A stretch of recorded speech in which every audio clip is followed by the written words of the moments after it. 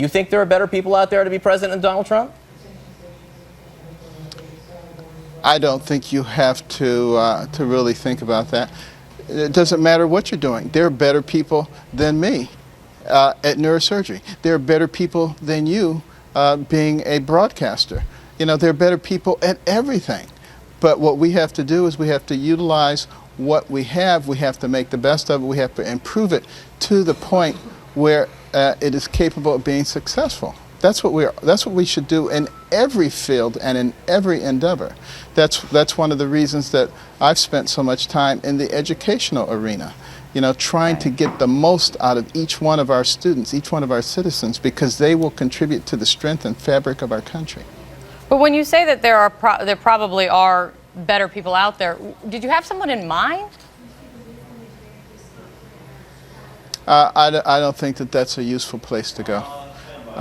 But it's an obvious statement. You brought it up. Just like I would say, if you drop a brick off of a building, it's going to fall. Obviously, there's always going to be someone who's better at virtually anything. It doesn't mean that you're not good, but of course there are always better people at anything. That should be an obvious statement. The only reason you brought it up, that's in this interview, that's the only reason we're asking for a clarification, if you had somebody in mind.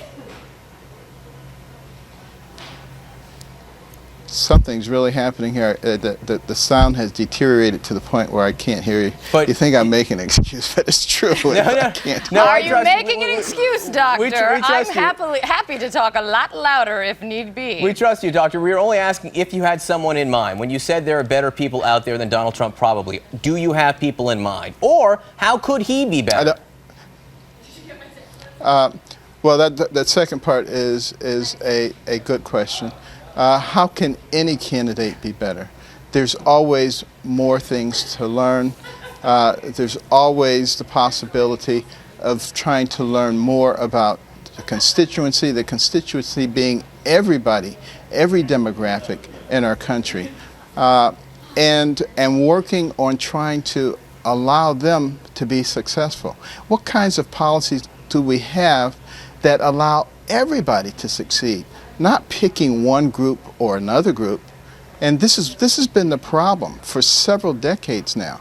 Depending on who is in office, this becomes your favorite group or that becomes your favorite group. The American people should be your favorite group, and the policies that we have should be the ones that favor everybody. Dr. Ben Carson, I hope you can hear me now. Thank you so much for joining us. Let's continue the conversation. Always in the future. a pleasure. Thank you. Thank you. Glad you could hear that part.